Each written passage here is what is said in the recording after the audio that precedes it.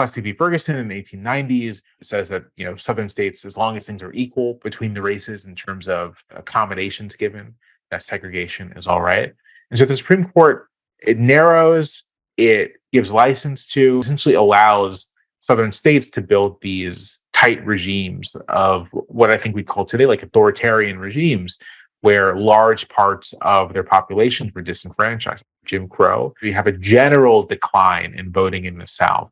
Among Blacks, obviously, almost total suppression. This is more or less the status quo.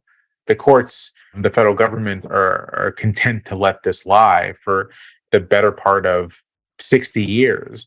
Of course, through all of this, Black Americans are organizing. They're pressing for their rights, for their freedoms in the South and the North, campaigns for bills to outlaw lynching. There's a massive campaign for a federal bill to outlaw lynching throughout the 1910s and 20s into the 1930s.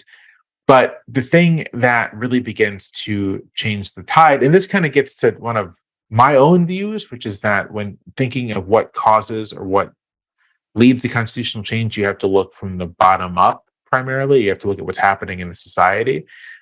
Beginning in the 1910s, you have this massive wave of migration of Black Americans from the South to the North, because although they didn't have political rights, if you could afford to, you could still move, you could still leave. The question was always, would there be jobs, right? Would there be jobs where you went? And with the advent of the Americans' entry into the First World War and our massive supplying of the Allied effort in Europe, and the draft that took 4 million American men and put them in uniform, there was this desperate need for labor in the cities of the North. And so that drew millions of African Americans. And it continued to draw millions of African Americans even after the war. And obviously, with the Second World War, this is even a greater wave of people moving to the North. And this does a couple things. First of all, it creates some pressure in the South to maybe make conditions like a little better. But importantly, it creates a whole new constituency of Black voters in the North, because there is no Jim Crow in the North. There's still a ton of discrimination, a lot of racism, a lot of violence, but there's no formal regime of vote suppression that could keep Black Americans away from the polls. And so all of a sudden, you have this big constituency of Black voters. You have politicians newly responsive to Black voters in the North, national politicians especially. And you have all the pressures that come with that, as well as the experience of the Second World War in particular, which is fought explicitly as a war for democracy, a war against fascism, a war against racism, against Nazi racial theories.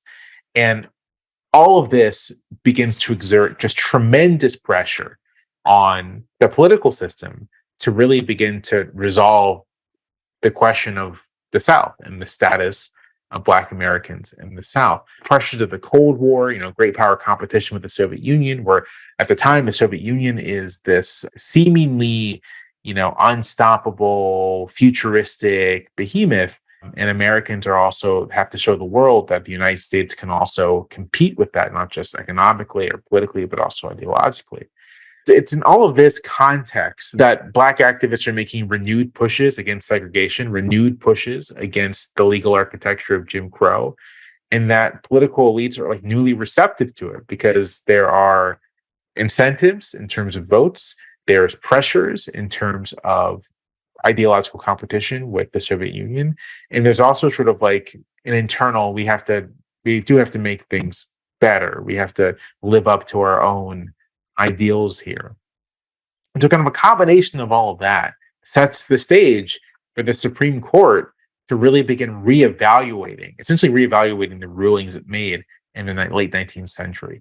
Brown v. Board of Education, repudiating Plessy v. Ferguson, and then subsequent cases, essentially repudiating the Supreme Court cases that held that Congress's power to protect people from discrimination, Congress's power to enforce civil rights was limited. Congress still had to act, but the Supreme Court was essentially giving it to the room to act, where it previously put shackles on Congress's ability to act. And so then we get Civil Rights Act of 1957, the Civil Rights Act, the big one, it was 1964.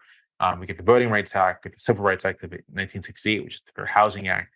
Interestingly, the 64 Act is largely done under the Commerce Clause. I think it's interesting that the path the drafters take in terms of how they're going to justify this from the Constitution. But I think the big point is that the Supreme Court as one set of powerful elites in the country, essentially it says we're going to actually let Congress tackle this problem in a way that we didn't let Congress tackle it 60 years prior.